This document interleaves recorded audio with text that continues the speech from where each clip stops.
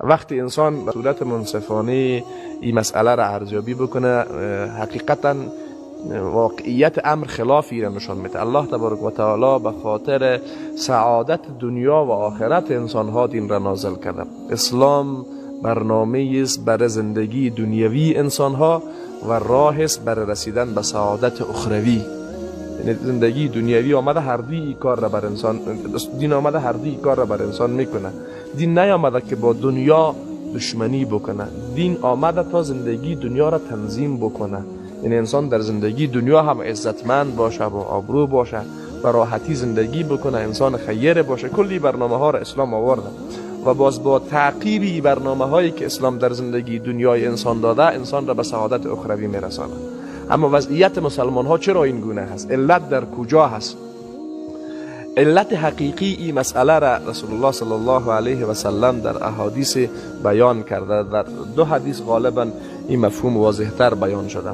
در یک حدیث رسول الله صلی الله علیه و سلم میگه که زمانی که شما دین را ترک میکنین و به دنبال دنیا میرین، یعنی مفاهیم دنیوی هدف کلی زندگی شما میشه، بعد از آوردن متاع دنیا هدف زندگی شما میشه. به مثلا تعبیر میکنه میگه دم گوهر میگیره، یعنی ای که معمولا غالبا مردم در زراعت و در موارد دیگه مصروف میشه و ارزش های معنوی را فراموش میکنه. میگه الله تبارک و تعالی با مسلط کردن دشمن با شما را ذلیل میگردانه. و واقعیت گپ همیست که مسلمان ها فعلا در حالت ذلتبار بسیار خفت آور قرار دارند. و پیامبر صلی الله علیه و سلم در ادامه این حدیث میگه این حالت شما تغییر نمیکنه مگر ای که شما پس به دینتان بر بگردین.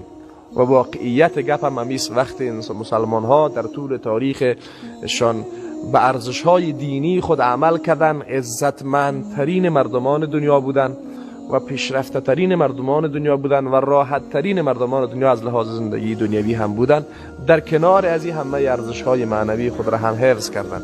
و نمونه بارزش که همیشه ما شما او را ذکر کردیم و در منابع دینی هم بر از او تاکید شده، سلف صالح امت نمونه بسیار بارز هستند.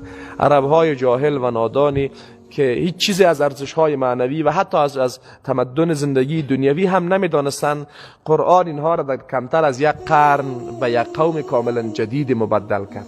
یعنی شما وقتی تاریخ عرب را مطالعه بکنین، قبل از اسلام حالت عرب ها را مطالعه بکنین، از لحاظ مثلا اعتقادی، از لحاظ ارزش های تمدنی، از لحاظ وضعیت اقتصادی، از لحاظ وضعیت اخلاقی، از لحاظ وضعیت مثلا سیاسی، کاملا یک قوم دیگه است. بعد از اسلام اینها یک قوم دیگه میشن کاملا. یعنی تو فکر میکنی که این مردم گذشته نیستن.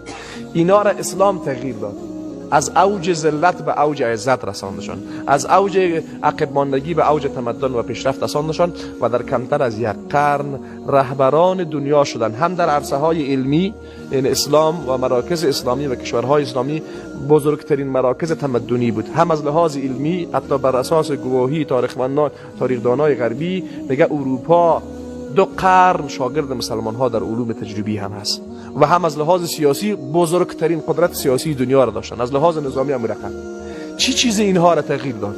پیام الهی، اسلام و قرآن و رسالت رسول الله صلی الله علیه و سلم این قوم را تغییر داد. حال ما که به این حالتیم، مشکل در چیست؟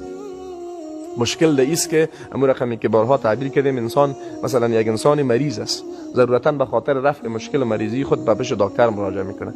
زمانی این انسان به اصلاح میشه و این مریضیش خوب میشه که اول دکتر مریضی رو خوب تشخیص داده باشه و بعد از اون وقتی که برای از این نسخه میته طبق اون راهنمایی دکتر عمل بکنه.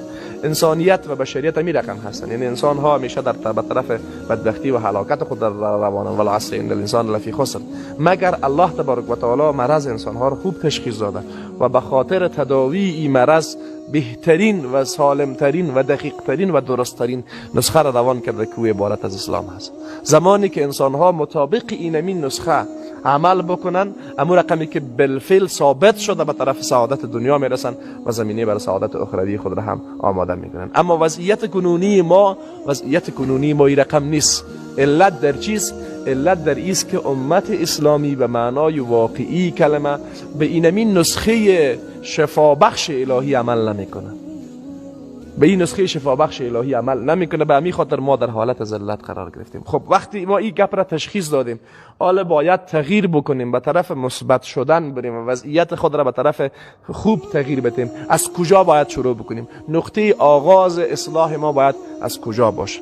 الله تبارک و تعالی همین نکته را برای ما شما بیان کرده که ان الله لا یغیر ما بقوم حتی یغیروا ما بانفسهم. الله حالت هیچ قومی را تغییر نمیده مگر اینکه ما خود ما را تغییر ندیم. پس ما باید تغییر را شروع بکنیم، اما تغییر را هر کدام ما از اصلاح نفس های خود ما شروع بکنیم.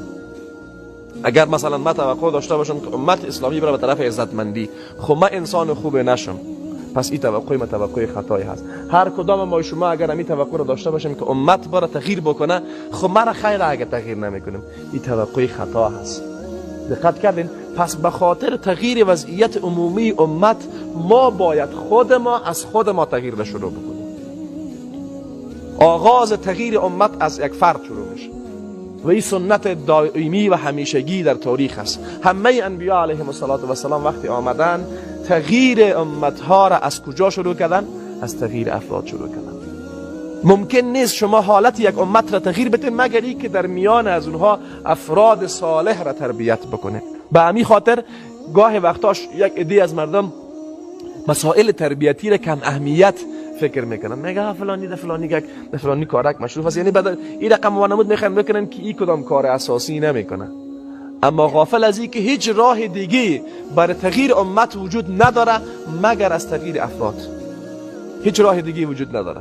این توقعی که ما توقع داشته باشیم حالت امت تغییر بکنه، مسلمانای افغانستان به عنوان یک بخش کوچکی از این امت اینا هم حالتشان تغییر بکنه، خب این تغییر امور رقمی بیایه که مثلا اوایی شوه، نمیشه، ممکن نیست.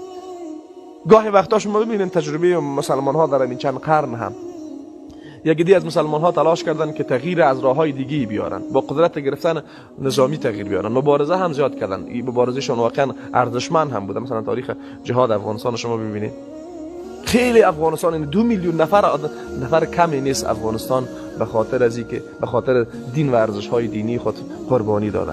اما مشکل کجا بود؟ پیروز شدن در مقابل دشمن. الله وعده خود را به اصطلاح تحقق داد و مسلمان ها را در مقابل یک دشمن بسیار بزرگی که دنیا را تهدید میکرد پیروزی نصیب کرد. نقطه شکست مسلمان ها از چه وقت آغاز شد؟ شما ببینید از زمان آغاز شد که اینمی 2 نفری که قبلا به نام الله در مقابل دشمن می‌جنگیدن در مقابل همدیگه خود قرار گرفتن. علت جنگ در مقابل یکدیگه‌شان چی بود؟ عدم تربیت، عدم فهم درست دین. بعد از اینکه به پیروزی رسیدن خلاص دشمن مان، اما قدر تعداد مسلمان هایی که در مقابل دشمن کشته شده بود نشده بود، اینا در بین خود یکدیگه کشتن. آیا نظام واقعی اسلامی را آوردن؟ همون چیزی را که ادعا میکردن. یعنی شما فکر بکنین واقعا آغاز جهاد افغانستان در مقابل روس‌ها یک امید بسیار بزرگی برای امت داد. مردم فلسطین منتظر بودن که افغان‌ها بیان فلسطین را آزاد بکنن. اما ما شما در تطبیق برنامه الهی در یک ساحه کوچک به نام افغانستان هم ناکام ماندیم. علت اساسی ناکامی در چی بود؟ علت اساسی ناکامی در این بود که حتی کسانی که در میان این مردم به حد رهبری رسیده بودند از لحاظ تربیت دینی ضعیف بودند. وقتی ما میگیم تربیت دینی تنها در شناخت احکام نیست که بگن خب نام هر کدام از اینا پروفسور بود. پروفسور بودن کار را حل نمیکنه. که نامت باشه پروفسور، نامت باشه دکتر، نامت باشه ماستر، نام باشه این کار را حل نمیکنه. کار چه زمانی حل میکنه که تو خودت به عنوان یک فرد مسلمان در یک راهکار تربیتی سالم همه مفاهیم دینی را درک کرده باشی و در رفتارهای ظاهری عملی شود. اینی تغییر میاره و این راهکار نبوی است. رسول الله صلی الله علیه و سلم قبل از اینکه اقدام به تغییر وضعیت عمومی جامعه بکنه اول افراد را تربیت کرد. چرا؟ به خاطر از اینکه این رفتار افراد جامعه هست که وضعیت عمومی اجتماع را تنظیم میکنه. اگر رسول الله صلی الله علیه و سلم دارای افراد سالم تربیت شده نمی بود، میتونست برنامه خود را پیش ببره؟ او مردمی که حتی در زمان پیامبر زندگی کرده بودند و حتی پیامبر صلی الله علیه و سلم را دیده بودند و از زبان پیامبر صحبت شنیده بودند، اما در یک روال تربیتی دوامدار دین را نفهمیده بودند، به مجرد وفات پیامبر مرتد شدند. پس وقتی در صدر امت این حالت وجود داشته باشد، ما شما که قرنها بعد از اونها زندگی میکنیم، این توقعی که ما با اینمی وضعیت‌های بسیار شکننده و ضعیف خود از لحاظ تربیتی میتونیم تغییر بیاریم، این توقعی خطایی هست. گاهی وقتا ما شما عادت داریم نه همین کلانا رو همیشه ملامت میکنیم. حالت نفس انسان به همین رقم هست. وقتی انسان مثلا از لحاظ دینی سالم تربیت نشده باشه، وقتی در جای میرسه که میتونه به قدرت بگیره و از قدرت به نفع خود استفاده بکنه، اگر تربیت نشده بود نمیتونه در اینجا نفس خود را کنترل بکنه. ما شما موارد دیگران را ملامت نکنیم، مثلا فلانی ثابت کرد فلانی ثابت کرد. هر کدام از شما اگر بدون تربیت در موقعیت اونا قرار بگیریم، به مراتب از اونها که خطرناکتر عمل میکنیم. چرا؟ به خاطری که هر انسانی نفس داره و هر نفسی خلاص به طرف بدی شما را میکشونه و شیطان در وجود هر انسانی داخل داره. دقت کردین؟ ایره چی زمانی میتونین بفهمین؟ ایره زمانی میتونین بفهمین که مثلا ما شما در اینجا هستیم میایم کلانا رو خوب ملامت میکنیم. زمانی در یک موقعیت کمتر از موقعیت از او قرار بگیریم، از او کنه بدتر عمل میکنیم. یک نمونه دو نمونه نیست، ما هزاران نمونه از این داریم. هزاران نمونه از این داریم. مثلا چه رقم یک نفر را ما توقع داریم به حد وزارت برسه، خب از قدرتی که در وزارت داره به نفع شخصی خودش استفاده نکنه، اما زمانی که خود ما در حد یک ماموریت میرسیم این کارا میکنیم. اما طرف یا نیست. خب این مشکل ده چیست؟ مشکل ده است که ما از او ضعیفتریم دیگه. راه حلش ده چیست؟ راه حلش ده است که ما سالم تربیت شویم. راه حلش این است که ما باید سالم تربیت شویم. یعنی امور رقمی که در هفته قبلی در درس قبلی در ابتدای شروع درس تزکیه برای شما گفتیم که ما مفاهیم شناخت احکام قرآنی را با رفتارهای خود یک جا خلط بکنیم. آنچه را که از دین الله میدانیم مخلصانه به او پابند باشیم. دقت کردین؟ هر آنچه را که از احکام الله میدانیم ما به گونه تربیت شده باشیم که بلا فاصله بعد از شناخت یک حکم شرعی مخلصانه او را در زندگی عملی خود اجرا بکنیم. اگر ما به این مرحله از تربیت نرسیدیم موفق نمیشیم، وضعیت امت هم تغییر نمیکنه. الله وعده خود را نمیشکنه. وقتی او گفته که من حالت انسان ها را تغییر نمیتم تا حالت تغییر نتن، پس ما تا زمانی که خود ما تغییر نکنیم توقع تغییر از دیگران